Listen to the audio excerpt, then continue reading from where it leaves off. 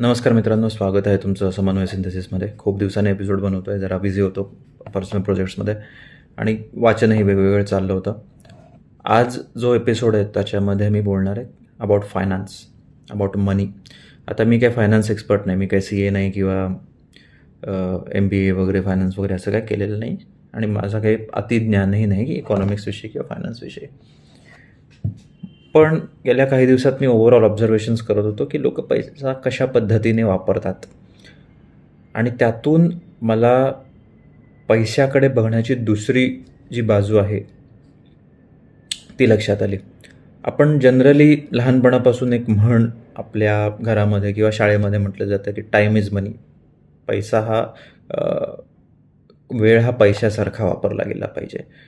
तर त्याचं deeper analysis मी आज मांडण्याचा प्रयत्न करणार आहे की का आपण तसं म्हणतो.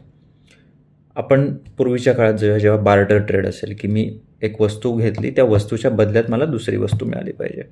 तर ह्या बार्टर ट्रेडमध्ये व्हायचं काय की समजा मला गहू हवेत, तर त्या गव्हाच्या बदल्यात समजा मी तांदळाची शेती करतो आहे, तर माझ्याकडे तांदूळ ही एकच गोष्ट विकायला आहे. हा भाग एक झाला. दुसरा भाग असा झाला की तो तांदूळ पिकवला पाहिजे, तो पिकवला, त्याच्यासाठी कष्ट केले पाहिजेत, त्याला 7-8 महिने या 10 महिने दिले पाहिजेत. मार्केटमध्ये जा, अशी व्यक्ती शोधा की ज्याला एक इकॉनॉमिक्समध्ये टर्म आहे डबल कोइन्सिडन्स ऑफ वॉन्ट, की दोन्ही पार्टीजना ती गोष्ट हवी आहे की समोरची व्यक्तीकडे गहू आहे, तो गहू मला हवा आहे, आणि माझ्याकडे तांदूळ आहे, तो तांदूळ त्या गहू विक्रेत्याला हवा आहे. अशी सिच्युएशन असेल तरच माझा तो तांदूळ विकला जाऊ शकतो. अदरवाईज मला तो गहू मिळणार नाही आणि त्याला तो तांदूळ मिळणार नाही. सो ही सिच्युएशन रेअर सिच्युएशन होते. ह्याच्या जागी आपण पैसा आणला, एक कॉमन करन्सी आणली किंवा any common means of transaction.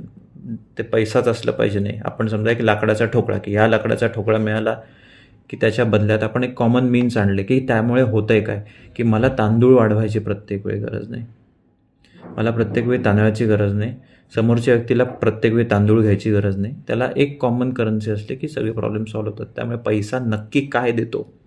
पैसा आपल्याला वेळ देतो. परत सांगतो, पैसा आपल्याला वेळ मिळवून देतो. आणि तो वेळ आपण ज्या पद्धतीने स्केलअप करतो, मिळालेला वेळ, की ठीक आहे आता मला गहू घेण्यासाठी तांदळाची गरज नाही, मला फक्त ती कॉमन करन्सी मिळाली की झालं. ओके. आणि त्याच्यामुळे एक जसं म्हणतो ना की एक कॉमन हायवे तयार होतो, एक कॉमन असा रोड तयार होतो की ज्याच्यामध्ये दोन्ही बाजूने लोक कॉन्ट्रीब्यूट करू शकतात and that becomes very easy to scale up. पण आपण चूक काय करतो? चूक इथेच करतो. आपण गोष्टी स्केलअप करायच्या ऐवजी आपण प्रत्येक वेळी हातात आलेला पैसा हा गहू मिळाले, समजा मला पैसे घेतले, त्या पैशाच्या बदल्यात मला गहू मिळाले, मी तिथे थांबलं पाहिजे. पण मी परत मला जर मिळालेला आहे माझ्याकडे पैसा, तो मी दुसरीकडे घेतो. मग चला काय गुलाबजाम घेऊया, मग आता हे घेऊया, आता ते घेऊया. ह्या ज्या अननेसेसरी रिक्वायरमेंट्स आपण बघत बसतो, त्याच्यामुळे आपल्याकडे काय होतं? आपल्याकडे असलेला वेळ कमी होतो. ओके. त्यामुळे आपण टाईम इज मनी असं म्हटलं पाहिजे.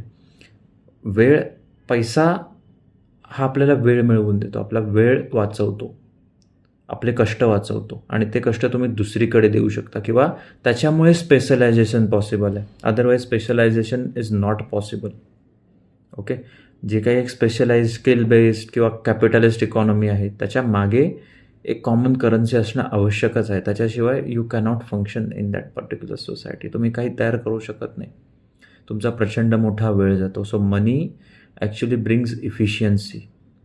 ओके. इफिशियन्सी आल्यामुळे, पैसा असल्यामुळे वेळ वाचतो आणि म्हणून पैसा हा वेळ वाचवण्यासाठी वापरला पाहिजे.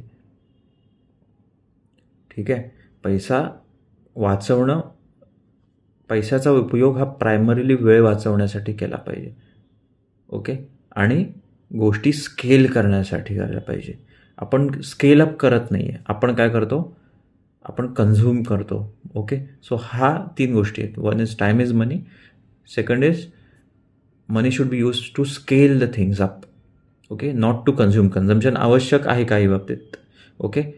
पण त्या गोष्टी स्केलिंग अपसाठी वापरल्या पाहिजेत. Okay, the more you focus on scaling up, म्हणजे समजा तुमच्याकडे 1,00,000 येत आहेत, त्या 1,00,000तले समजा तुम्ही 60 ते 70,000 रुपये स्केलअप करण्यासाठी वापरताय, की ठीक आहे तुमचे एक्झिस्टिंग प्रोजेक्ट्स आहेत त्याच्यावर तुम्ही इन्व्हेस्ट करताय इन्स्टेड ऑफ ॲक्वायरिंग न्यू प्रोजेक्ट्स. तर तुमचा तो म्हणजे वेळ वाया घालवण्याच्या पलीकडचं आहे. त्यामुळे बरेचसे लोक जे डेट ट्रॅपमध्ये अडकलेले आहेत they are not in debt trap, they are in, मी म्हणेन की they are in a slavery. ते त्यांचा वेळ वाया घालवत आहेत त्याच्यावर. Okay, and this is how you need to plan about money. Okay, so हे नवीन परसेप्शन जरा मला शेअर करायचं होतं.